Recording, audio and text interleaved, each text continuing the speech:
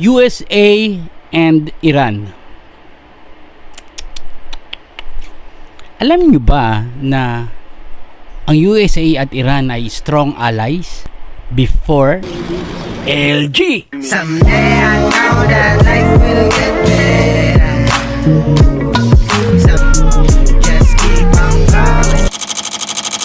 1960s and 70s, mula sa pamumuno ni Mohammad Reza Pahlavi, sa ilalim ng pangangalaga ng last Shah of Iran, Iran was pushing for modernization. Ang mga babae sa Iran ay makikita mo na naka miniskirt, naka fashionably dress up, at ang mga buhok ng mga ating natin hindi nakabalot. Ano nga ba nangyari? Ang mga babae noon ay nag-aral din ng university.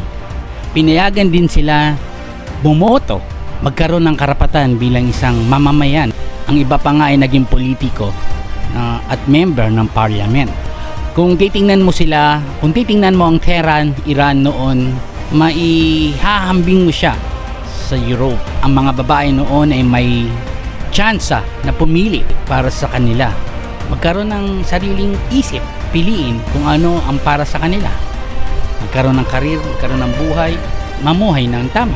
Very independent sila noon, 1960s and 70s. Wala silang pagkakaiba sa mga babae sa Europe before. Dumating ang 1979, ang revolusyon sa Iran. Mula sa pamumuno, the first supreme leader of Iran, and one of the biggest changes happened in the lives of women. Ang legal na pag-aasawa o ang legal ng edad ng pag-aasawa ng babae ay nabura mula 18 to reduce to as young as 9 years old under interpretation of Islamic law. Imagine a 9-year-old girl, isang bata, at sa parehas na gulang, ang babae ay required ng batas na magsuot ng hijab, and if the hijab is worn improperly, they can be stopped by the morality police. Sino nga ba ang kumukontrol ng buhay ng mga babae sa isang bansa tulad ng Iran? Ang gobyerno ba? Ang religion? O ang mga lalaki? Magpahanggang ngayon, maraming mga babae ang nakikipaglaban para sa kanilang karapatan sa loob ng Iran. Hanggang kailan sila magiging sunod-sunuran sa gobyerno o sa relihiyon?